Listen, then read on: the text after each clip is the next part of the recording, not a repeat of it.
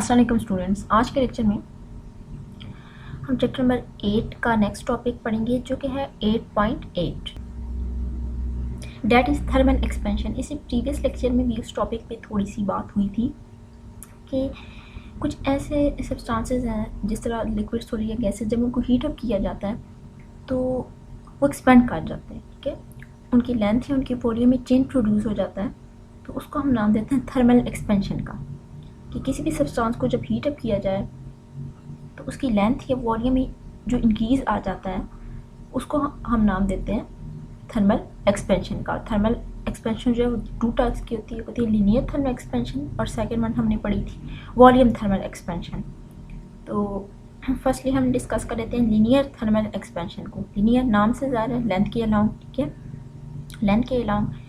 तो यहाँ पे हम लेते हैं क्योंकि थिन रॉड को जब हम हीट अप करेंगे तो उसकी लेंथ में जो चेंज प्रोड्यूस होगा, जो इंक्रीज़ आएगा, ठीक है, जो उसकी लेंथ बढ़ जाएगी, उसको हम नाम देते हैं लीनियर थर्मल एक्सपेंशन का।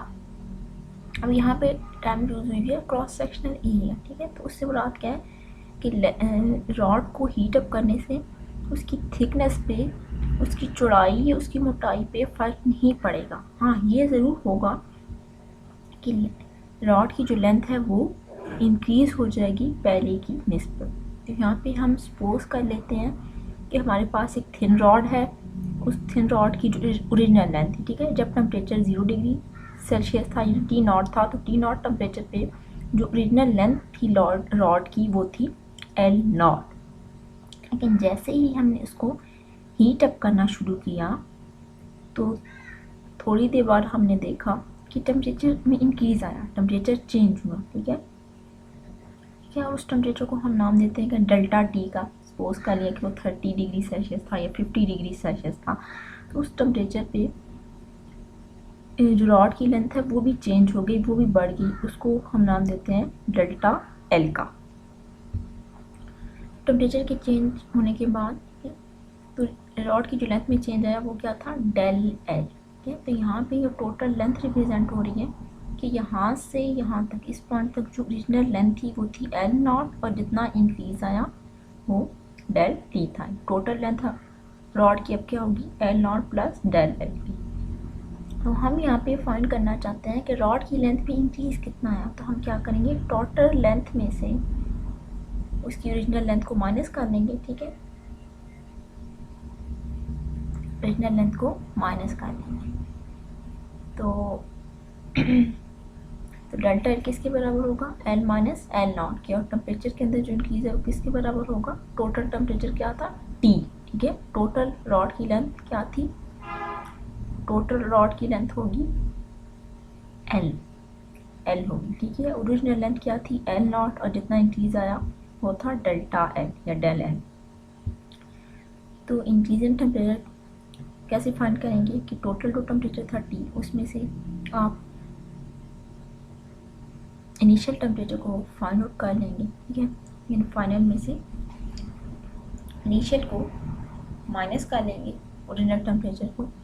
तो ये बात देखी गई है कि जो इंक्रीज आता है किसी भी सॉलिड की लेंथ में, उसका डायरेक्ट रिलेशन है ओरिजिनल लेंथ के साथ और चेंज इन टेम्परेचर के साथ। इस बात का क्या मतलब है, इस बात का ही मतलब है कि अगर रॉड की ओरिजिनल लेंथ ज़्यादा थी तो उसके अंदर जो चेंज आएगा वो भी ज़्यादा होगा। मिसाल के तौर पे अगर 100 मीटर का रॉड था तो उस लिहाज से जब हम उसको हीट अप करेंगे, टेम्परेचर इंक्रीज़ होगा तो रॉड की जो लेंथ है वो भी इसी तरह ज़्यादा इंक्रीज़ होगी। लेकिन अगर एक रॉड जिसकी लेंथ पहले ही से कम थी, मिसाल के तौर पे उसकी लेंथ 50 मीटर थी, ठीक है, या 20 मीटर, एक छोटा सा हम ले लें, तो उस हीट अप करने के बाद उस रॉड की जो लेंथ है वो भी इतनी ज़्यादा नहीं बढ़ेगी।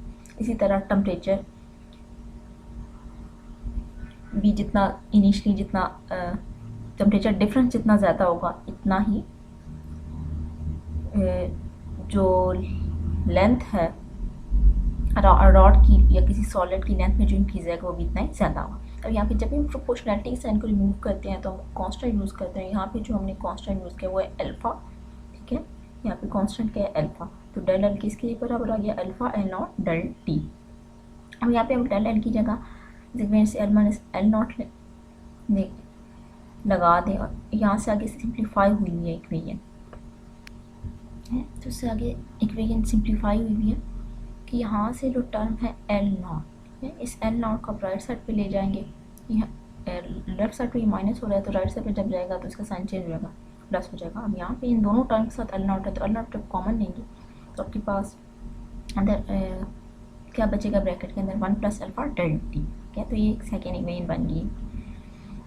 तो आप इस इक्वेशंस को, इन दोनों इक्वेशंस को फर्स्ट रूट को यूज़ करके और वैल्यू फाइंड आउट कर सकते हैं।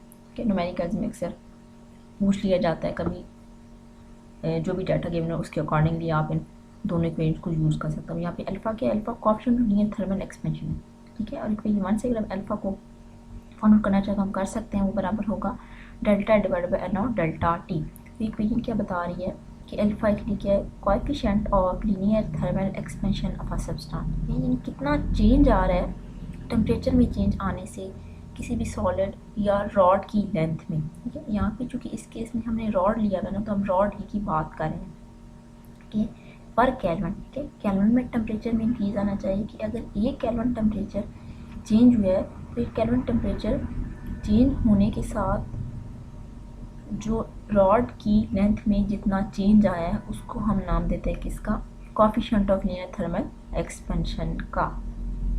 ये क्या है, fractional increase in its length पर केल्विन राइज इन टेम्परेचर, ठीक है। कि लेंथ में जो चेंज आया है एक केल्विन टेम्परेचर, जब हमने इंक्रीज करवाया एक केल्विन तक टेम्परेचर को, तो लेंथ में जितना चेंज प्रोड्यूस हुआ है किसी भी रॉड की या किसी भी सॉलिड की, उसको हम नाम देते हैं coefficient of linear expansion of that substance. Next topic है वॉल्यूम थर्मल एक्सपेंशन, जो एक्सपेंशन की टाइप है, ठीक है, वॉल्यूम। अब किसी सॉलिड की वॉल्यूम में जब चेंज आएगा कि जब हम टेम्परेचर को इंक्रीज करवाएंगे तो उसको हम नाम देता है वॉल्यूम थर्मल एक्सपेंशन या क्यूबिकल थर्मल एक्सपेंशन का। दो नाम इसके, वॉल्यूम थर्मल एक्सपेंशन एंड और क्यूबिकल थर्मल एक्सपेंशन। कि कोई भी सॉलिड जिसको आपने हीट अप करना शुरू किया और हीट करने से क्या होगा कि उसका टेम्परेचर में इंक्रीज आएगा, ठीक है। तो टेम्परेचर में इंक्रीज आने से उस सॉलिड के वॉल्यूम में जो चेंज प्रोड्यूस होता है तो उसको हम नाम देते हैं वॉल्यूम थर्मल एक्सपेंशन का। वॉल्यूम को हम कैसे डिफाइन करते हैं, वॉल्यूम को, किसी भी सॉलिड के वॉल्यूम को हम कहते हैं कि वॉल्यूम बराबर होगा, और हम ये कहते हैं कि वॉल्यूम किसके, किसी भी सॉलिड की जितनी लेंथ है, ठीक है, लेंथ जितनी उसकी विड्थ है और जितनी हाइट है, ठीक है, length into width into height. तो इसका मतलब है कि वॉल्यूम में अब चेंज कैसे आएगा, ठीक है। अब जस्ट उस सॉलिड को हीट अप करने से उसकी लेंथ इंक्रीज नहीं होगी, बल्कि उसकी लेंथ के साथ साथ उसकी हाइट और उसकी विड्थ के अंदर भी इंक्रीज आए, ठीक है। यानी 3 डायमेंशनल चेंज आएगा कि जैसे ही आप किसी सॉलिड को क्यूबिकल बॉडी सॉलिड्स को जो हीट अप करोगे तो उसकी लेंथ भी इंक्रीज होगी, ठीक है, साथ उसकी विड्थ भी इंक्रीज होगी और साथ उसकी हाइट भी इंक्रीज होगी, ठीक है। ये width, length, width and height, तो तीनों साइड्स में, तीनों क्वांटिटीज़ में चेंज आएगा, उसकी लंबाई में, उसकी चौड़ाई में और उसकी ऊंचाई में। तो 3 डायमेंशनल चेंज आएगा या उसके वॉल्यूम में चेंज आएगा, तो हम उसको नाम देंगे वॉल्यूम थर्मल एक्सपेंशन का। इसी बात को समझने के लिए हम अगेन कंसीडर कर लेते हैं कि हमारे पास कुछ सॉलिड मटेरियल है, उस सॉलिड का किसी सर्टन टेम्परेचर पे, ठीक है, इनिशियली जब टेम्परेचर T नॉट था तो उस टेम्परेचर पे उसका वॉल्यूम V नॉट था। जैसे ही आपने हीट प्रोवाइड करना शुरू की उस सॉलिड को, तो आपने देखा कि टेम्परेचर में इंक्रीज आया, ठीक है, टेम्परेचर में इंक्रीज आया जिसको हमने डेल्टा T का नाम दिया, और उसका वॉल्यूम भी चेंज होना शुरू हो गया, ठीक है। अब वॉल्यूम क्या था, डेल V। फिर एक सर्टन टेम्परेचर पे क्या वॉल्यूम V होगा, ठीक है। ये टोटल टेम्परेचर को अगर नाम देते हैं V का, तो डेल V क्या था कि जितना उसके वॉल्यूम में, उस सॉलिड के वॉल्यूम में चेंज आएगा। तो हीट अप करने के बाद वॉल्यूम, सॉलिड मटेरियल का वॉल्यूम चेंज होना शुरू हो जाएगा। तो हम एक्चुअली डेल V फाइंड करना चाहते हैं, तो हम टोटल वॉल्यूम में से उसके इनिशियल वॉल्यूम को माइनस कर लेंगे, ठीक है। जो फाइनल था, फाइनल वॉल्यूम V था, उसमें से आप इनिशियल वॉल्यूम को माइनस कर लेंगे। सिमिलरली जिस तरह प्रीवियस केस में हमने किया था डेल्टा टी, टी में से टी नॉट माइनस करेंगे। अब यहाँ पे भी ये बात देखी गई है कि डेल वी का डायरेक्ट रिलेशन है वी नॉट और डेल्टा टी के साथ, ठीक है। ये जितना ओरिजिनल वॉल्यूम था इतना ही चेन प्रोड्यूस होगा। अगर ओरिजिनल वॉल्यूम सॉलिड का ज़्यादा था तो चेन भी ज़्यादा प्रोड्यूस होगा, और टेम्परेचर में जो चेन प्रोड्यूस हुआ है वो अगर ज़्यादा है तो वॉल्यूम में चेन भी ज़्यादा प्रोड्यूस हो गया, टेम्परेचर डिफरेंस ज़्यादा है। अब यहाँ पे टेम्परेचर डिफरेंस से क्या मुराद है कि इनिशियली कितना टेम्परेचर था और फाइनल कितना था, तो दोनों का जो डिफरेंस लेंगे वो अगर डिफरेंस ज़्यादा आएगा तो यहाँ पे वॉल्यूम में चेंज भी इतना आएगा, ठीक है। मिसाल के तौर पे कहते हैं कि इनिशियली जो टेम्परेचर था वो 0 डिग्री सेल्सियस था, लेकिन थोड़ा 0 से ज़्यादा ही ले लें, ठीक है, 10 डिग्री सेल्सियस था, ठीक है। लेकिन जैसे आप हीट अप करना शुरू किया तो टेम्परेचर राइज कर गया 60 डिग्री सेंटीग्रेड पर, ठीक है। तो टेम्परेचर डिफरेंस जब लेंगे तो क्या आएगा, डेल बी 50 डिग्री सेल्सियस, तो उस लिहाज से फिर वॉल्यूम भी चेंज होगा। यहाँ पे जब प्रोपोर्शनैलिटी के साइन को हमने रिमूव किया तो हमने जो कांस्टेंट यूज़ किया उसको हमने नाम दिया बीटा का, ठीक है। अब डेल बी की जगह अगर V minus V naught put कर दें तो यहाँ पे भी सिंप्लीफिकेशन हुई है कि इस वी को जब उस साइड पे लेके जाएंगे उसके बाद कॉमन लेना है आपने, वी डॉट कॉमन आ जाएगा 1 प्लस बीटा डेल्टा टी। तो यहाँ पे बीटा को डिफाइन कीजिए कि ये टेम्परेचर कोएफिशिएंट है वॉल्यूम एक्सपेंशन का, ठीक है। ये क्या है, टेम्परेचर कोएफिशिएंट है वॉल्यूम एक्सपेंशन का। तो डेल वी को बीटा को अगर निकालना चाहें तो फर्स्ट इक्वेशन से निकाल सकते हैं। बीटा किसके बराबर आएगा,